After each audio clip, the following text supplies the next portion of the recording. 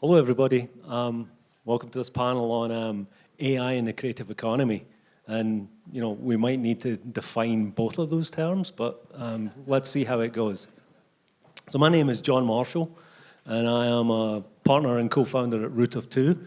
We are based in Detroit, and we do a lot of different stuff. We do public art projects. We do museum shows every now and again. We also have a sort of like research arm where we will work with values-aligned organizations, where we will do sort of bolt-on infrastructure where we'll actually help people build capacity and like strategy. And I should take a moment to say what I look like. I'm a sort of somewhat disheveled 50-something Scottish man. So I'm beyond white. I've actually gone into blue because it's allergic to sunshine. And I'm wearing a sort of version of a still suit from Dune if you bought it from Target. So it's sort of like tech wear, and it's sort of gray, and it's got sort of too many pockets. On flying here, the TSA person basically stopped me and said, "I'm going to have to search every single one of your 40 pockets," which was funny at the time. Anyway, that's me, and I'll let my fellow panelists introduce themselves and say what they do. And then we've sort of got this sort of pact where everyone's going to say something provocative and then have everyone respond. And I've got a sheet of paper here which has, I took everything I could find about everyone on the panel and stuck it into ChatGPT, and then asked ChatGPT what questions it would ask them.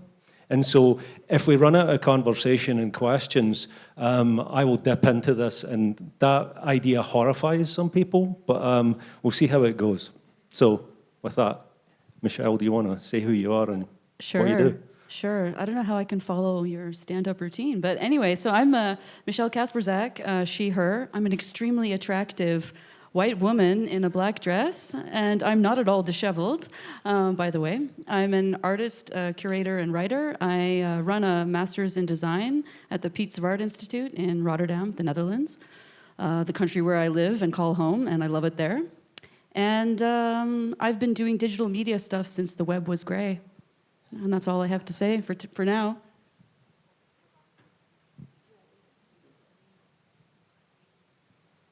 I think we do our provocative statements after the introduction. Okay, sounds good. Hi, everyone. My name is Shinran Yuan. She, her. I am a Chinese woman with long black hair. I'm wearing my New York outfit uniform of black on black on black, which makes me overheated in the Colorado sun. I started my career as an artist. I have an MFA in sculpture and installations. I then spent over a decade working in the New York-centric international art world, producing large-scale exhibitions and public art programs in collaboration with museums, oftentimes the city governments and ministries of cultures in over a dozen countries across 5 continents. And in recent years, I was recruited by tech companies as a program strategist, a curator, and producer in their arts programs, intersecting mostly with VR, AR, and AI technologies, products, and R&D. And this past year, I was lucky to produce and co-curate with Michael Connor the 7-on-7 program. I don't know if some of you are familiar with it, by Rhizome, which is a digital organization affiliated with the New Museum of Contemporary Art in New York. And the program pairs 7 leading artists with 7 technologists or scientists for creative collaboration under one very simple assignment of making something new. And the outcome is demoed in a public event. And I learned a lot from this year's curation around AI, but for me, the biggest takeaway is actually it is a good time, it's a great time and an important time for artists to enter the discourse and, more importantly, the practice and the making of AI. I look forward to sharing some of the case studies with you later today. Awesome. Thank you, Shinran. That was awesome. My name is Cody Borst. I am the Director of Technology and Innovation at Meowwolf. My pronouns are he, him, and as a visual description, I am wearing a black hat. I have a short beard, green transparent glasses, and a black dress shirt with small starships from Star Wars on it. Within my role in Meowwolf, I help oversee the innovation of new technologies, adopting technologies from outside the company, and also evaluating technologies within the company and how we use them best to craft experiences. Meowwolf produces wonderful multimedia sensory experiences through these large exhibitions that combine art and technology in a really exciting way that is extremely entertaining and a lot of fun. We strive to try to inspire a lot of people to do similar things and be experimental with it. I also am the co-chair of an AI council internal to the company. So we have 22 people from all different sections within the organization that come together, and we have conscious conversations about AI and machine learning tools and generative tools and how we want to approach that as an organization. I don't think we can skirt by around this issue since we are at the center of a lot of art and technology hybrid. So we need to have those conversations. We need to hold those spaces. Yeah, that's what I'm doing right now, at least. Awesome. Thanks, Cody. That was great. So my name is Julian Bleeker. I have curly black hair that's going a little bit gray. I have a beard, cafe latte colored skin. I identify as African American. I'm the great-great-great-grandson of an enslaved man. My pronouns are he, him. I'm experimenting with them because I like the kind of polyspecies affiliation. And my current affiliation is as founder of something called Near Future Laboratory, which sounds very much like a place. It actually started as my blog that was named as if to be a place. And I feel like my work in and around the kinds of practices we're talking about now is creating a sense of the world that could be. And this kind of playful way of referring to my practice as a laboratory, as if it were a thing that you could call up on the phone and get a badge at the front desk from a receptionist, is ways of us kind of inhabiting the possible spaces that for the worlds that we would like to inhabit. And so I think a lot of the experiences that we're hearing from the panel are about anticipating the kinds of changes that might come about as regards AI. And it's one of the reasons why I'm really glad that Cody's here, is because creating that sense of immersion of place and a sense of an experience of a place is vital for us to imagine the kinds of places that we want to build. So there's one thing to be nervous about or anxious or excited about and anticipating the possibilities of things like AI as well as the other technologies that we're talking about today. It's another thing to imagine into it to the degree that you can feel like that place is vivid enough or experiential enough that you're translating your imagination into a sense of the actuality of the world. And so my catchphrase for the next several years is going to be, it's time to imagine harder. We need to do more work to sort of imagine into the worlds that we want to occupy. Thanks, Julian. So talking about catchphrases or taglines, root of twos is under-imagined futures have consequences. And so, again, imagining harder. So, Michelle, do you want to kick us off with a provocative statement? I sure do, and Okay. I'll take the one that I stole from you at breakfast today. I'm going to admit that live. That the creative economy, so we're here at a summit, ostensibly somewhat about the creative economy, is based entirely around this idea of copyright, intellectual property created by artists, human creativity, and these things being things that we can monetize and make a living from in some manner. But of course, AI has upended that entire apple cart. Artists are finding their work being used in all kinds of ways they never expected. They're maybe unsure to navigate this brave new world. And so we need to help them out to get out of this thicket, I think. But we do need to analyze what we mean by the creative economy, I think. Would anyone like to respond on the panel?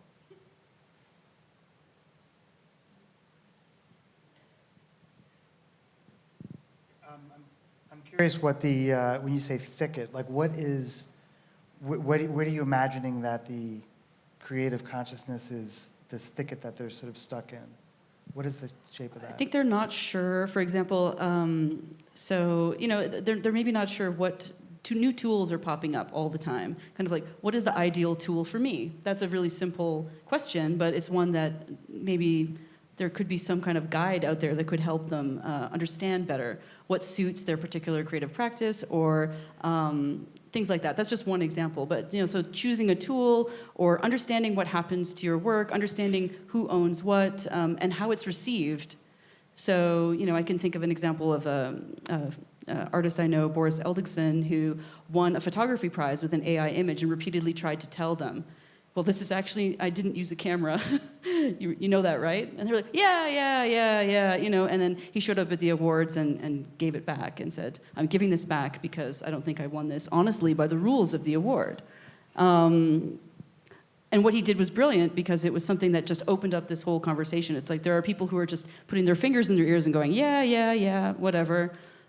But, so we need to stop saying, yeah, whatever, and start differentiating between, okay, what is this, he's trying to develop a new language around what do you call something? It's not photography. He's calling it promptography, which I think is an interesting, maybe a bit of a mouthful, but interesting way of looking at what do you call this stuff? So these are conversations that I think need to happen. I agree with that a lot. I think there's a huge problem with the communication around all of this, and there's opportunity to establish better communication and hold more conversations around it so that people understand it better. Even in an ideal world where we have the right terms and terminology for all of this, we still are going to run into an issue where a lot of people do not have the education around it as well. So we need to solve that, the education piece as well as the communication piece, to better help in that transition. It's not going to be easy either way. I think all of us here deeply understand that art is not just pictures, and art history is not just a collection of pictures. And we're also experiencing, I feel like, a mental exercise. Imagine you're not an artist in this part of the world, but and instead you are in a part of the world, you're in a community whose vital resources is being depleted by the AI industry at a rapid speed, and your future generations literally will not survive in that community, in that part of the world. What would your biggest concerns be? Is it still the IP, the style, the individualistic art expression, or is it something greater, right? I feel like the topics around IP and data is, of course, really important, but it's also situated within this network of, non-renewable resources, energy, human cost, and biodiversity degradation that we're all facing simultaneously. And when artists are thinking about IP with a lot of sense of loss and fear, I want to kind of dig a little deeper behind, what is that fear really about? Is it something actually more about artists continuing to lose their power in society to address this ecosystems of concern that we all feel deeply, connected to and really want to speak to? And is it that our position as artists have already been degraded so much that we can only hold on to this IP at this moment? So yeah, that's my provocation on your provocation.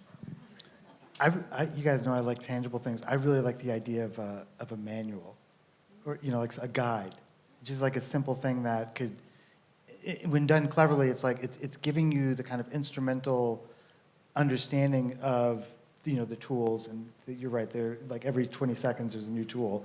That notwithstanding, if there were a way in which it expressed, this is what it is, this is how you use it, these are some of the, like really like here's how you turn your car on, but that could also embody some of the implications that I think you're addressing alongside of it without really taking too much of a for it or against it. I mean, I think the whole for it against the thing is like saying like, I'm against breakfast.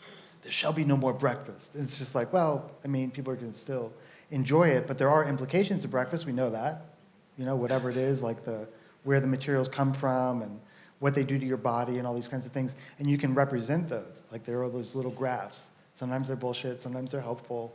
There are all the advertisements that tell you like, no, Honey Nut Cheerios are great for you. You're kind of like, I don't know. But finding ways to kind of represent that and giving people a point of entry. This feels like something like Westaf should do. Like the Quick Start Guide to the New Creative Technologies, issue 12.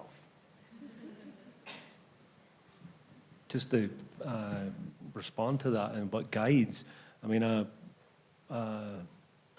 there's a recent article in The Guardian which was about having an AI transparency statement, and this was an author whose name I can't remember, but basically it was like having a sort of Creative Commons type license where you could indicate if any text had been generated, and obviously this is a book, if there's any text has been improved by AI, if any text has been suggested using AI, and then if any text has been corrected from AI. And so just having that transparency of like where and when. I mean, I've been using a bolt-on additional spelling and grammar engine for over a decade, right? Which is an AI, right? I mean, so it's like, we're all using these things, even if we don't consciously know that we're using these things. And so the degree of consciousness is the key factor, I believe. Yeah, I think you're spot on with that, of being consciously aware of what you're using, how you're using it, and then being able to transparently communicate how you are so that others can understand what you're doing with it. That's a hugely important point for our society, because a lot of our policymakers, I know we won't go into policy too much, but like... We can. Well, we could, I guess. But a lot of that will not come from others. A lot of that motivation to be transparent and communicate what we're doing with it is up to us. Like, we need to make that as like a conscious decision that we are communicating it, and we are understanding the decisions we're making when we're creating things, and we understand how that's impacting it, and we're making a conscious decision that we're okay with the potential risks of downsides because we believe wholeheartedly that the potential risks for upsides outweigh them. And I think to sort of come back to what Shinran was saying is like outweigh them and for whom, because like there's different scales and they tip at different points for different people.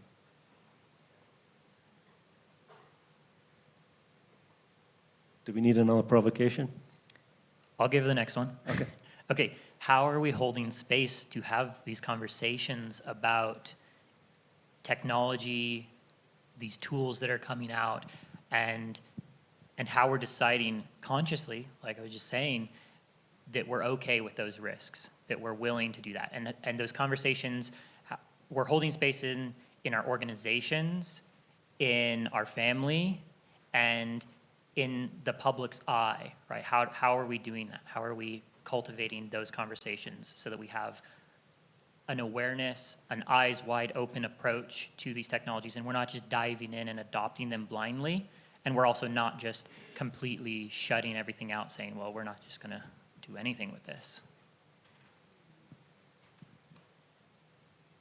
So we cheated because Cody mentioned this to me, and when he was talking about it and kind of knowing who he is and where he's from, it's like, when he said space, I was like, man, suppose there were like places you could go for not for maybe anyone, but both in terms of like educational, but it's also experiential, like where you went into a space where the implications of AI were kind of LARPed out. It was like you were in an environment in which some of the implications of AI were exhibited. So it's not a conversation.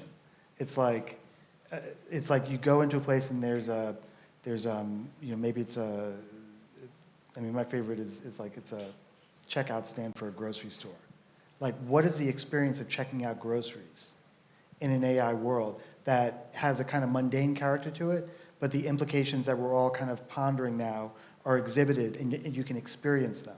So it's nothing that's it's not super on the nose, but you're looking at you're going to the checkout and you pick up a magazine and the magazine's like representing certain aspects of this AI world, and you notice an advertisement that is implying a new product or service that is clearly a downwind, a kind of, the trend line from today into some future, 2 decades on or whatever it is, that now you realize I'm in this AI world. So this is me saying, like, what would Meow Wolf for an AI world be? Like, what are the ways in which you would experience that world? I'm not saying do it. I'm just wondering at that level of kind of role-playing and immersive, setting a stage, setting a scene for it, because I think that the conversations like we're having today they're effective and they're evocative, and also they're not always general audience, so we're preparing ourselves, but we're not having the conversation and holding space for a wider audience. If you follow, I think you followed my drift. Like, what would that be? And so anyway, so just to kind of toot my own horn, like, that's the work I enjoy doing. Let me create an object that represents the implications of the things that we're talking about and put it in people's hands to kind of experience and wonder and come with a sense of like, it's not punishing them, or it's not saying this is evil. It's saying this is a world that we might inherit based on the decisions we're making today. And it could look like this. And if all things go well, and if Jesus tarries and the creek don't rise, as my granddaddy used to say, we'll be okay. We'll be okay. The world will be different. We might not be part of it, but our children, our children's children might have a completely different understanding of what intellectual property might be. They might have a completely different understanding of what it is to be in the world at all these levels that right now we're taking for granted, assuming we want to continue our way of being in the world or our imaginary of what a perfect world is. And this kind of modernist dream of like, we're going to get there if we keep pushing. But we know that doesn't really happen. Like, things that our children do are very different from what we imagined. I mean, we were talking about that at the break. I think to pull it back into maybe the ideal space where these conversations should be happening is at art school, right? I mean, like, this is kind of one of the places, I'm biased, I teach at an art school, but I think I see it happening all around me.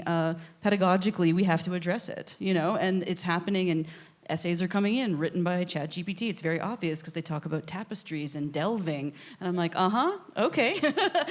Things like these tells that emerge, but also students using it for very legitimate reasons and creative reasons. So you have, on the one hand, some tutors who are looking at this as a kind of nefarious thing that must be rooted out and sniffed out, and some kind of declarations need to be made or things like that, and then others who are embracing it. So we need to get on the same page and maybe have more open conversations about that right at that level where people are receiving their training to become artists and go out into the world. So I know it's an artificial bubble a little bit as well, because of course this is not everybody goes to art school, first of all, and second of all, this is a protected space that you're only in for a short time.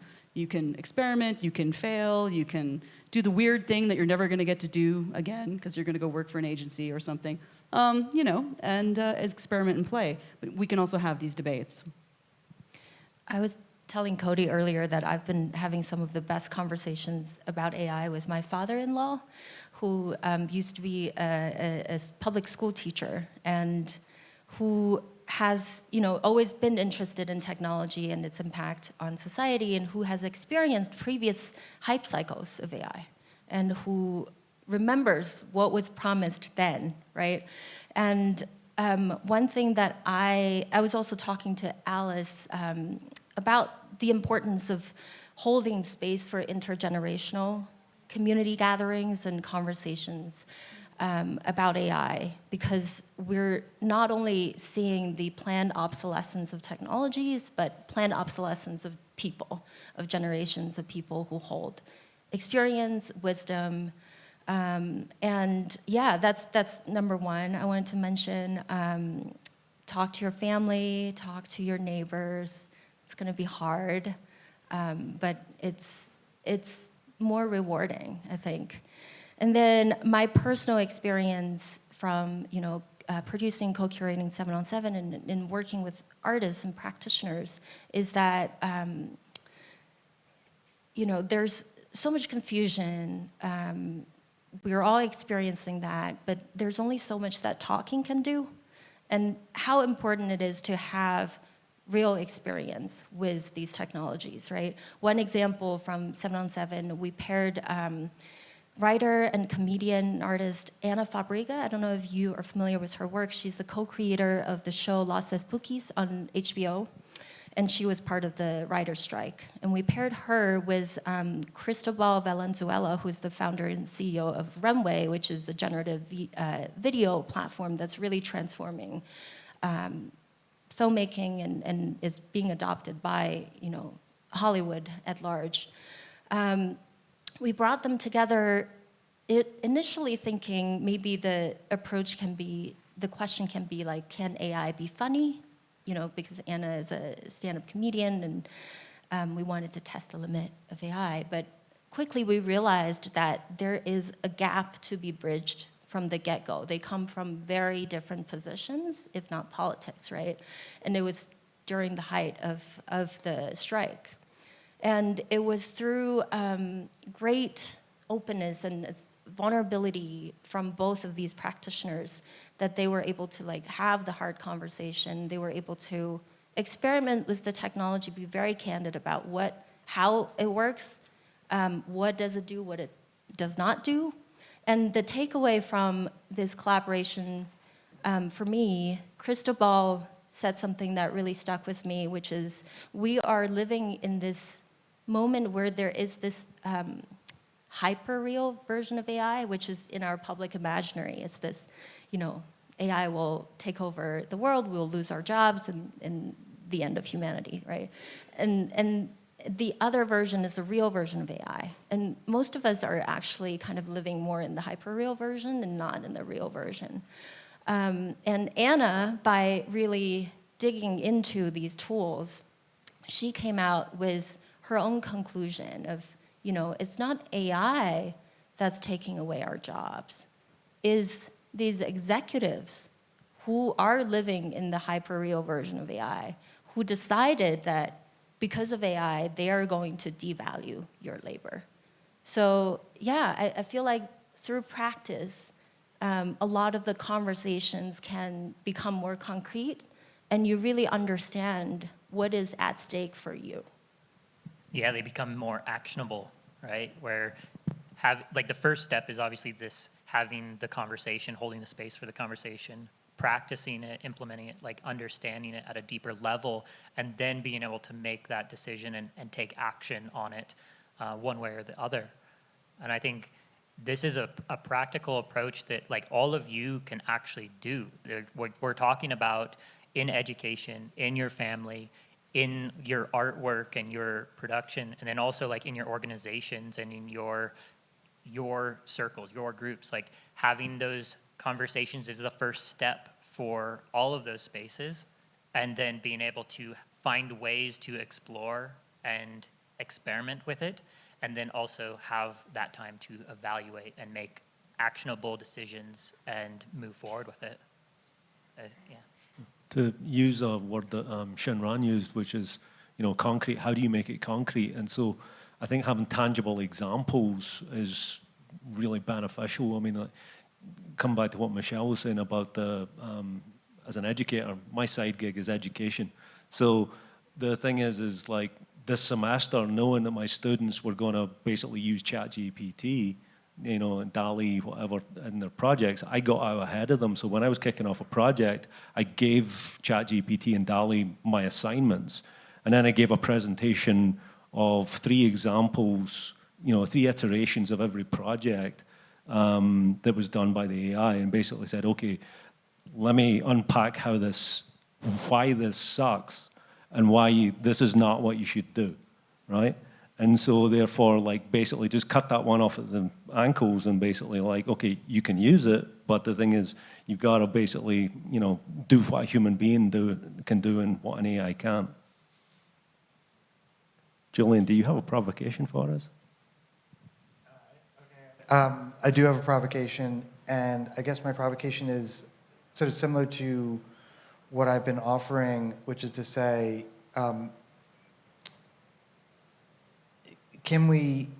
what are the ways in which we can not just wonder about the worlds that we're thinking about, and maybe even couple the art practice to representing the kinds of worlds that we want to inhabit.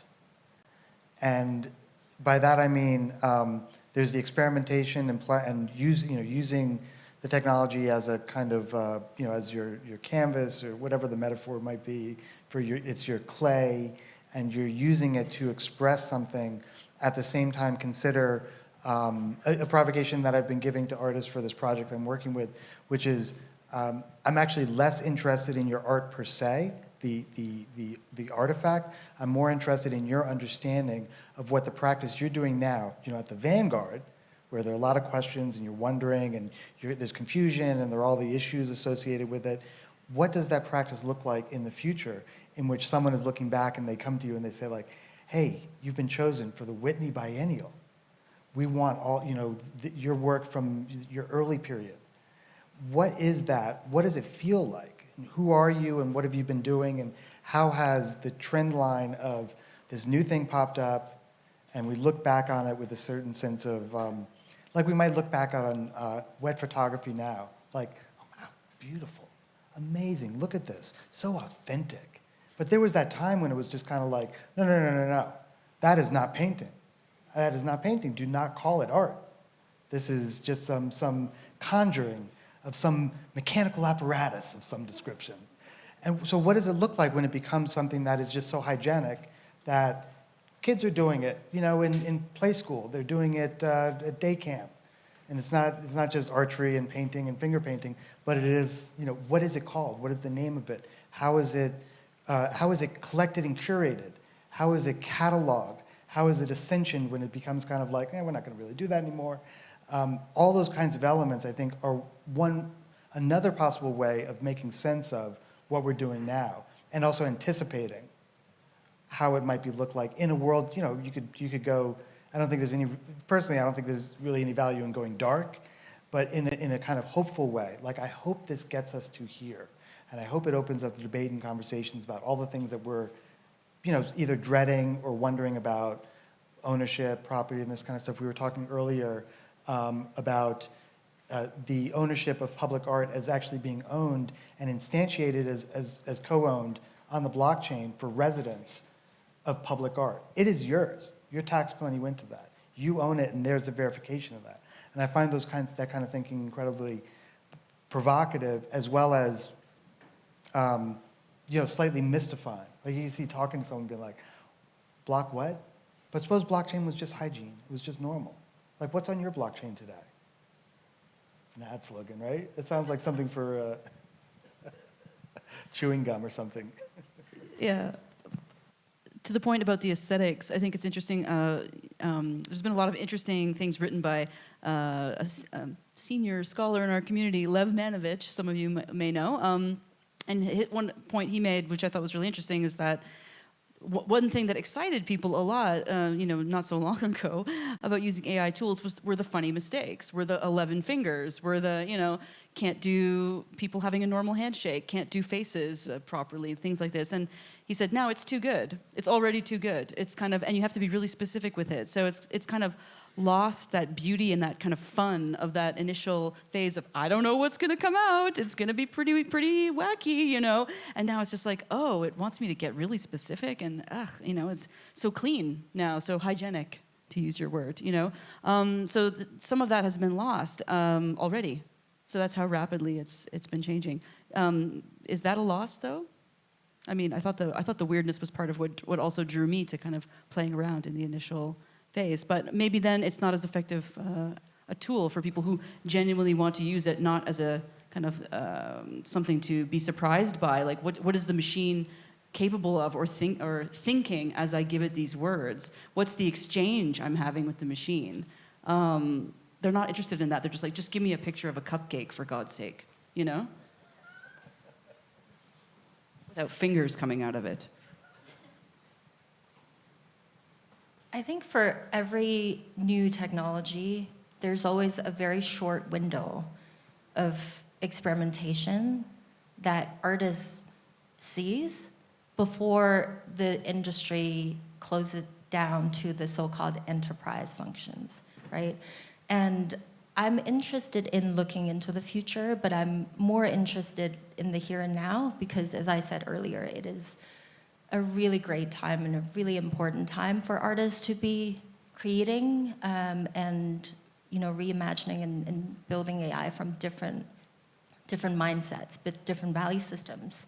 And I think the best AI artwork has to be in deep dialogue with what is most vital about us being human and us as a society. We're here as the Creative Vitality Conference. What is really the vital force behind art and creativity, right? I think all of us can probably name artists who, when faced with change and uncertainty and fear, who really let themselves be in that thickness and danced with it and really through their practice achieved this profound liberation for themselves, for witnesses of their artwork, whether that's Nina Simone or Anna Mendieta or Patty Chang, whoever that hero is for you, right? I'm really interested in the vital force behind the AI art here and now. Yeah, inevitably there's the commoditization of all of these tools and this technology, and our ability as artists to seize the moment and take back some agency and a little bit of power and be able to have a voice within it before it becomes so prevalently commoditized that we lose that. Like that's the window of opportunity that I think you're speaking to that's so incredibly important. Related, it's fascinating to me the degree to which they're like open source versions. I find it absolutely kind of both terrifying and stunning. And I think I capture, I can imagine the kind of vector of it becoming, as you put it aptly, the enterprise version, like Adobe kind of thing, where it's like you need that particular tool in order to accomplish this specific goal. And also wondering how the degree to which the tools are open and available, requiring a certain level of technological expertise, et cetera, that it might swerve slightly differently, this kind of particular, this trajectory. I'll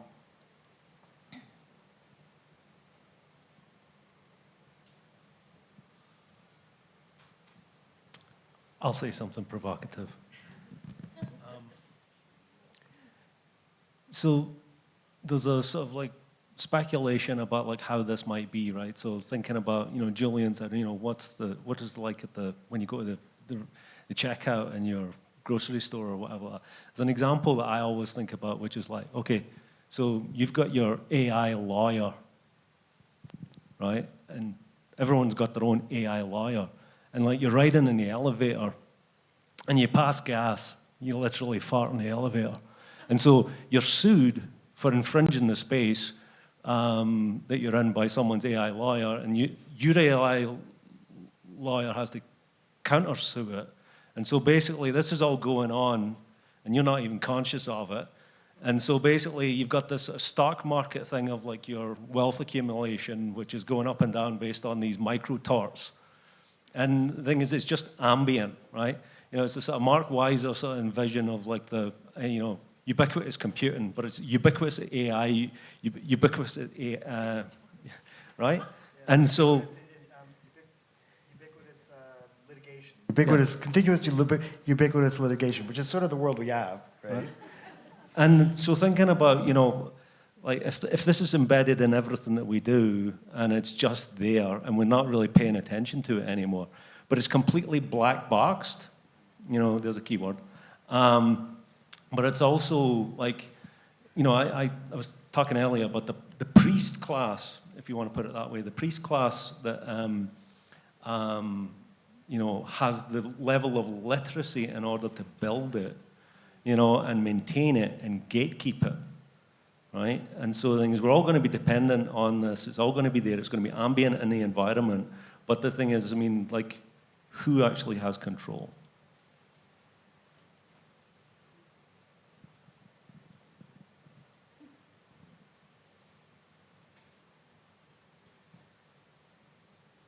Well, I think you named it, the priest class. They have control. But, this already exists, this priest class, right? I mean, we have people who do understand what's going on. There's a load of things which are black boxed that we use every day. I don't know how my phone works or what's in it or what, there's so many things. You choose your battles and you go, I really want to understand X, and you go down that road and you go down as far as you possibly can. I mean, that was always my way as an artist. I'm like, okay, I don't need to learn this, not relevant for me. Everyone else, you make your flash intros for your website. There you go, just dating myself. Go ahead. I'm not going to learn that. I am not going to learn that. And then when they sunsetted Flash, I was like, I knew it. I didn't waste a single minute learning that thing, Anyway, I felt so happy. I think I might have, I don't know what, had a little celebration. Anyway, but you pick your battles and you go down that road and you learn as much as you need to learn to accomplish the goal that you have creatively, right? That's what we all do as artists, I think. I don't know, mostly. So yeah, maybe the artist class is also the priest class to a degree in terms of like understanding how some of these things might work and rolling your own tools. You rolled your own tool, your own, what was it? What'd you call it? John GPT? Yeah, there you go. It exists. Yeah. That's the future we want to design and think about, right? I love all these things because if that's the world that you imagine or you dream into inhabiting, you can start building it. I'm not going to say that it will come to pass, and we're all kind of usually pretty humble about what we can do and where our power lies. But if you can start representing it to people in such a way that they can touch it and feel it and go, huh, sort of interesting, whatever it is, including the wacky, continuous, ubiquitous litigation, like there's some resonance there. I'm not saying I want to build that world, but I could see it like in a Paul Verhoeven movie or something, where it's like no one's talking, it's just they have these agents that are communicating, which to a certain degree feels like an extension of some of the experiences that maybe the enterprise desires that we prepare ourselves for. So if we can show it in a kind of ironic, Mad Magazine kind of way, we might be like, oh, that doesn't really make much sense at all, does it? Did you just say enterprise desires? Yeah, you did. The enterprise desires. Yeah, the enterprise. yeah, nice. The enterprise has dreams, don't they? I mean, clearly. Yeah. But so much will happen automatically, and that's what the blockchain was supposed to do, right? Like, automate all these things, like kind of, smart contracts, passive income for artists, it was all going to happen without you even thinking about it. In your sleep, your NFT is reselling itself, and, you're making a ton of money, and now you're Ethereum rich or whatever, So that's what it was supposed to do. And then, the AI lawyers are next, I suppose, but, Right click, save as you said. That's right. Why buy the NFT? Yeah. It was a beautiful dream. It was a beautiful dream. It felt really, and I still feel there's something there because the dream, it wasn't so much technology, it was just this aspiration for a sense of being able to create value and allow people to represent that they see that as value. And it just happened to have a mechanic associated with it. And it was never really the JPEG because right click save as. It was more like, I love you and what you do. And then, but there was also this wonderful kind of like community, like expansive collaboration of a ring of people supporting each other within the artist community, which is like, that's crazy because usually artists are like, mine's better. I got the show. But it was more of a collective sense of hey, let's, you know, it was like a rising tides raise all boats kind of vibe, which was, it was beautiful. It was a dream, and I still think that there's something there. It doesn't have to necessarily be about the technology. I think both of you are touching upon the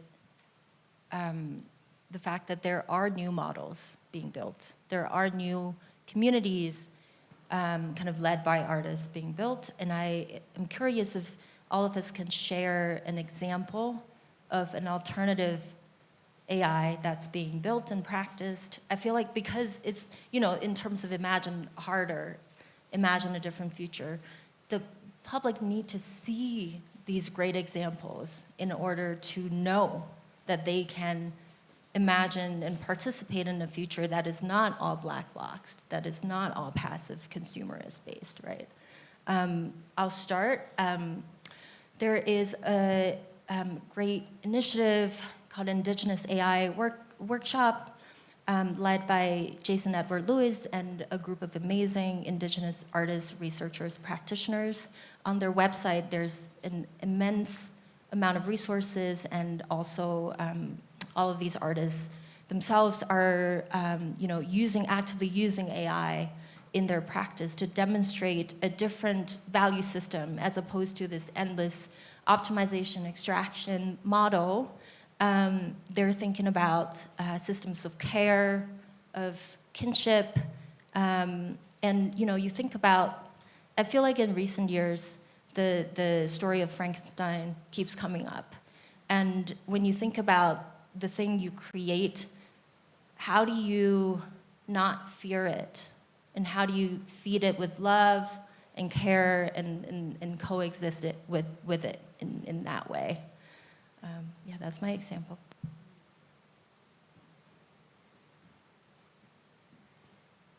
All my examples are from the future, and so not quite with us here today, but I think that there's that fetishized kind of like, here's the example as opposed to here's the dream of the example, and I'm more in the here's the dream of the example. In this project that I'm working on currently, where I've been alluding to it, anticipating AI futures, but in the form of a magazine that's come from that future, because it's a container of a moment in time. And one of the aspects of this magazine for the future is that we've been ideating with an artist is it's an artist who makes their own language model. So it is a representation of their values, their ethics, their aesthetics, and it is so tight that it is, it's unique. It's not just a general purpose language model. So I don't know what the model does, but it produces something that is a representation of, and so I like the idea of a world in which there isn't just one large language model. There are a zillion, like you go to Blix Art Supply and you get your language model kit, and some people are really good with it, and some people are kind of like, maybe just keep that in the garage kind of thing. And it has value because of the level of experience and meaning that the language model that you created produces. And it might be not just language, it might be conversations that you're able to have with it that evoke some kind of meaning, those profound moments that always seem to be like in movies more than in real life, where someone goes to see someone's work of art and just collapses with an overwhelming sense of meaning. They start to cry. It's always that close-in shot. And what is it in a world in which those are created? It's the thing that you really want and feel for, and you're able to collect it. So maybe it's on the blockchain. When you exit the Guggenheim after the retrospective of all the great shows, you'd be like, I think I'll have that one. And you bring it home with you and you listen to it while you're walking, while you're in the elevator passing gas, and your other language model is litigating with another person. Scatology. I don't have an example to share, so I'll take a page out of Julian's book and come up with an imagined one. But I'm really interested in not necessarily, this is a huge area right now, but not necessarily in how AI and these tools in technology enable the creation of art, but also what the opportunities are for how it can create and help establish relationships between the artist and their community, their audience, the people who engage with that art as well.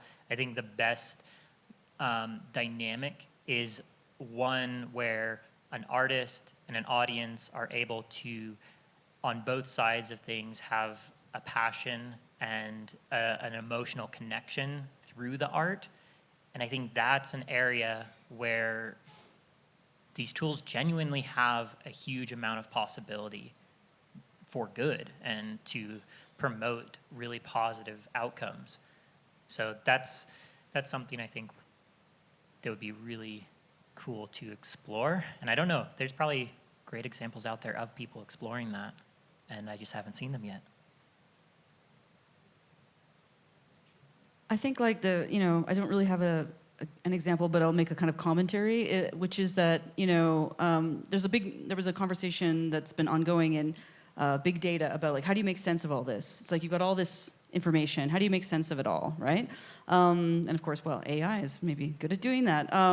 But heading into this panel, we had a Zoom call, and someone invited an AI agent to come in and document the call. And afterwards, there was this incredible report full of numbers. Sentiment analysis, 88. Engagement level, 93, And kind of like, what do these numbers mean? What does this mean?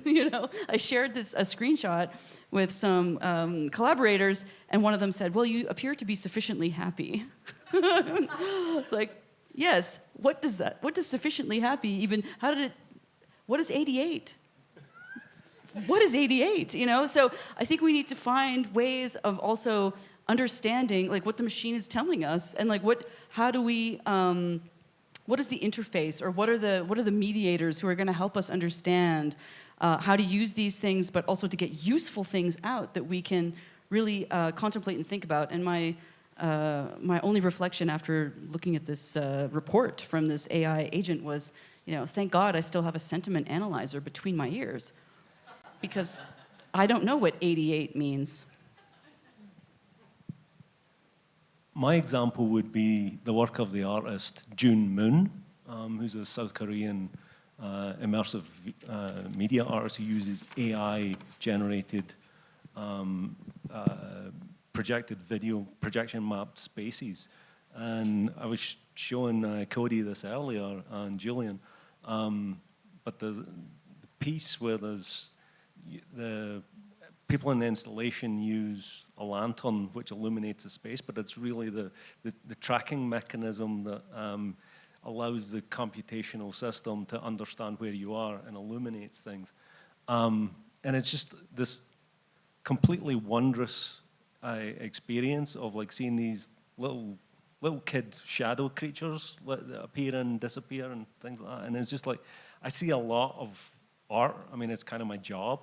And I'm somewhat jaded because like I've been doing this for quite a while, and then it's the thing that basically made me go, oh wow, and it's like I immediately like wanted to see more of this, and it's like, it was completely wondrous, incredibly human, but incredibly sophisticated at the same time. So June Moon, JOONMOON. There's a plug. Fantastic stuff. I've like in place of a provocation, as we begin to wind up. I have not offered my provocation. Oh, I thought you provoked on top of a provoke. Oh, I do have, instead of a provocation, I have a call to collaboration, if that's okay. Yeah. In the past 2 days, I've really been just so inspired by all of us here with so much expertise, experience, resources, and passion. I want to challenge us to actually find concrete ways to collaborate with each other before we leave, because I feel like conferences are so inspiring, and then when you leave and the energy dissipates and you never follow up. And I personally am interested in collaborating around 2 topics, and I've already kind of mentioned them. The first one is artist-led AI literacy curriculum or workshops that are community-facing, that intentionally engage with multi-generational community members. And second, which I also mentioned in yesterday's workshop, is not-for-profit VCs that intentionally invest in artists, creator, and community-led tech companies, and especially AI companies. So if you're interested in brainstorming around these, please, let's talk and collaborate. Do we have any questions in the room or online? Yeah. Yeah. Thanks. Thanks, everybody, for this really engaging panel. I wondered how all of you are feeling about the term artificial intelligence itself. Certainly, we know that big tech and organizations like OpenAI are invested in using that term for particular reasons, right? There's the dream of AGI. So if you call yourself OpenAI, obviously you believe that term is important. But what do you all think about that term, and to what extent is it enabling and opening up a sense of what's possible in these current technologies and machine learning, and to what extent do you feel like it might be skewing or diminishing what's possible with these technologies by calling it AI? Is that something that's inaccurate or directs it in a way that you think maybe isn't as useful to you in terms of what the potential is? Yeah, I think we have to be careful, choose our language and metaphors and all the associations that the terms have very carefully and purposely. I don't think it was chosen carefully or purposely. Maybe there was. Maybe there was like, a bunch of kind of marketing people who figured out it was the best thing to use. So I would say that it would be useful to consider it. I was on a call earlier reviewing some student work it was student artwork, so they were doing AI kinds of things at one point. And there was one example, for no reason, they didn't have to do it. It didn't communicate anything more effectively for the project. It was just an illustration. They're showing step 1, step 2, step 3 kind of thing. And to represent AI, they had the typical Android, humanoid kind of robot thing. And I said, why is that there? It was a question. I said, it would be interesting to think about, since you're in art school and you get to do, this might be the last time you get to do anything that is unique and special. What is the other visual kind of stand-in for what you're talking about? Because you Google AI and you just get a bunch of Android robots, all white, kind of the typical kind of thing, which is understandable but also bewildering. Like, can we imagine harder what these things are and what we want it to be in order to help us get to the worlds that we want to inhabit? I mean, I don't know, like a world with a bunch of humanoid androids in it, it's not as exciting as perhaps what it could be. It's also kind of scary. From my perspective, I don't think that it is a necessarily positive term to use for this. It obviously has a lot of other associations, but it came about from a need. We need a way to define this and use as many associations as possible to help communicate it. Obviously, there's a lot of confusion around the tools that are within this framework or this box, and there's a ton of them. Like, it's hard to distinguish between all of those and also communicate those differences so that they're understandable. I think negatively this impacts that communication. Even though it's trying to help simplify things and allow it to be more accessible to more people, it is probably causing more harm than good by generalizing and creating this big box of confusion. Yeah, and I feel like one thing that we need to know is that a lot of the confusion that we are experiencing is actually fanned by the AI industry, right?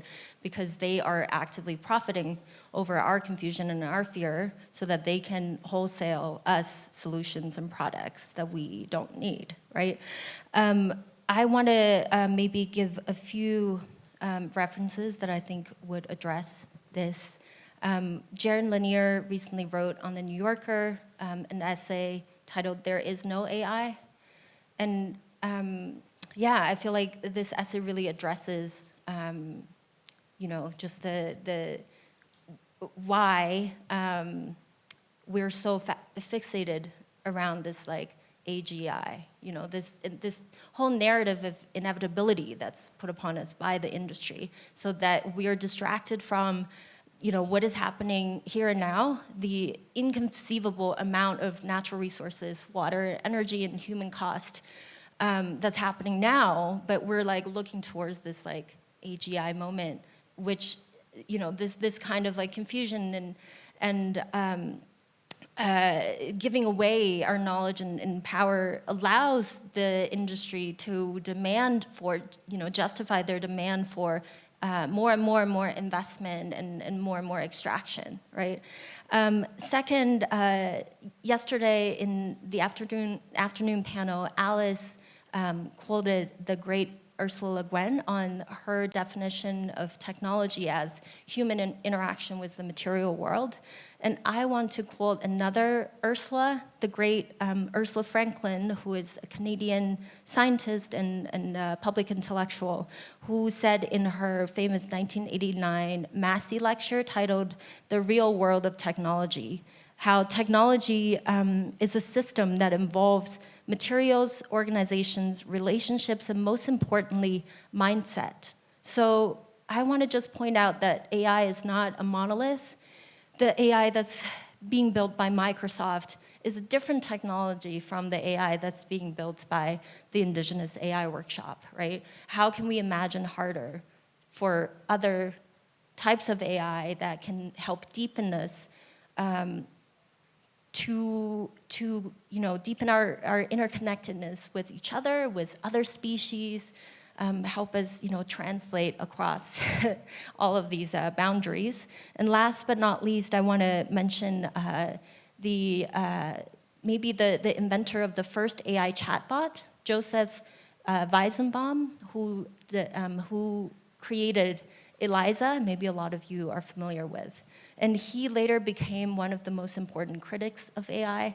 And he wrote this book called Computer Power and Human Thoughts, in which he is pointing out an important observation that we're trying to design these hyper-intelligent machines that are more like us, that think more like us, but in this process, we actually ended up designing ourselves to think more like computers.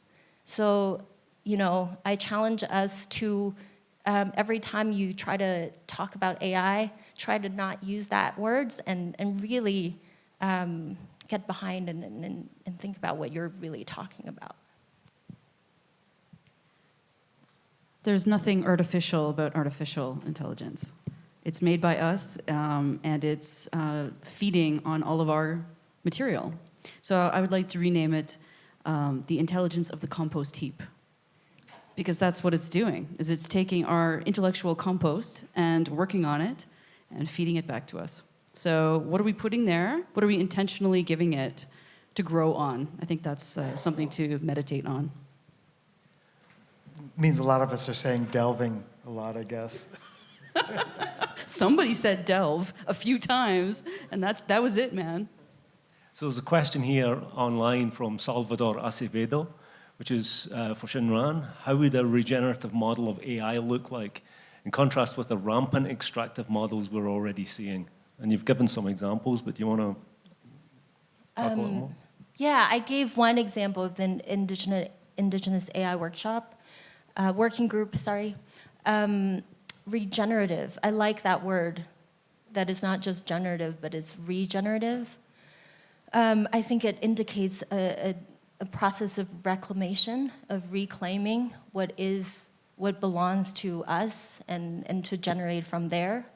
Yeah, I feel like I've been talking about this all day.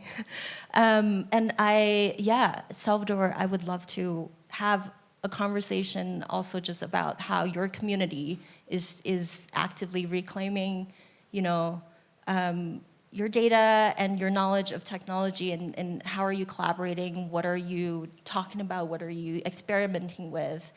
And once again, I'm interested, if you're an artist, are you interested in creating public-facing AI literacy curriculum and workshops, and and locally, in person, not just virtually?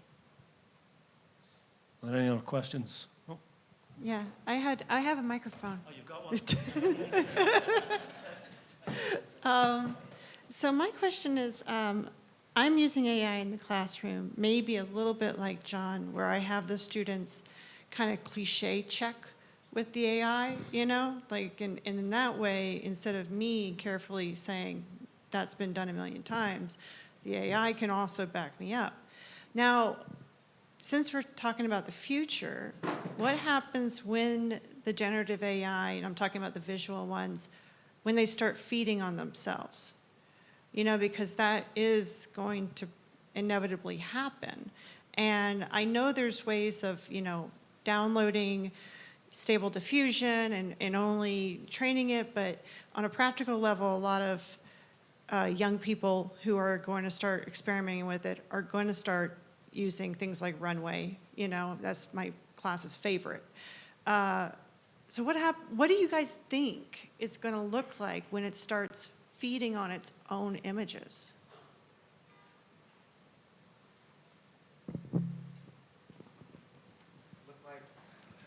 Look like whatever AI dreams of, I guess. No. Well, it becomes, yeah, just recursive. Do you remember there was like a period, I think it was Google Deep Dream or whatever, and it just put dogs everywhere, little dog faces, you know? Like, I mean, stuff like that. Maybe it'll get weird again. Wouldn't that be nice, actually? 11 Fingers will come back. I'm looking forward to the comeback of 11 Fingers. And I'm sure you are also like showing students examples of model collapse of how, you know, when AI uses generated content to generate more content, it literally collapses and malfunctions. And recently there's been a lot of expose on the fact that, you know, ChatGPT-4 was trained on everything it could find on the internet, and now it's facing a scarcity of resources of data, and how ChatGPT-5 needs at least 5 times the data, and how that's really hard. And then they're going to tap into a lot of other sources of gathering data, including surveillance of, you know, all of our personal correspondence, or transcribing audio files, stuff like that. Yeah, it's interesting how AI cannot live without authentic human creativity. And in some ways, a lot of the big tech companies are going to start hiring journalists to create high content, authentic reporting and writing in order to design the next big thing. So there is definitely an interesting tension and opportunity. But maybe we're just at a different kind of moment, you know? Remember the time when it was just like, okay, a computer can play chess, okay, you can beat Kasparov, no problem, but you can't play Go. And then eventually it's beat us at Go, too. So, you know, maybe it's only a matter of time where it can simulate human creativity well enough At to what not cost? collapse. At what cost? At what cost? Do we really want to do that? We have the ability to say no, right? Well, the example I gave of like showing my students, there's things that it just couldn't do. So there was some really sort of like basic sort of like fabrication exercises that, you know, it produced actually better renderings than many of my students are able to produce, and it did more iterations than any of my students can do. But the thing is, in following the instructions, it missed key things. And so the thing is, I mean, it generated wonderful looking things that couldn't exist within the laws of physics. And so basically pointing out those kinds of things and looking at, like, you know, why those examples are superficially, you know, exciting and like engaging, but like fundamentally suck because they miss like the fact that Boolean logic doesn't actually work when you're dealing with atoms rather than bits. And so like thinking about, okay, right, so how do you compete on that unlevel playing field, and what are the specialisms that you should focus on and you know, become expert in? Because like the bootstrap, you know, blunt force sort of version of just generating a million things is, and human beings can't compete there. There's another comment here. It's online. I don't think it's a question, but I'll read it anyway. From Christian Gaines. I've heard it referred to as ancestral intelligence or sometimes aggregated intelligence. Both of those definitions propose no actual new thought, like how. Does anyone want to respond to that? Any other questions? Oh, there's one there. Do I have to run with the microphone? Okay.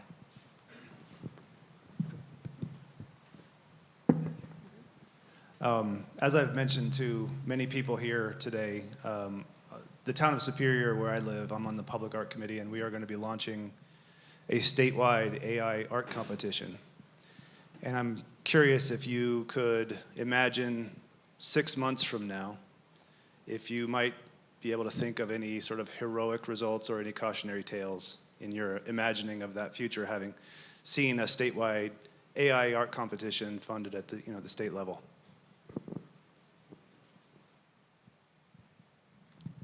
I could definitely see it because you're going to do it. I believe it.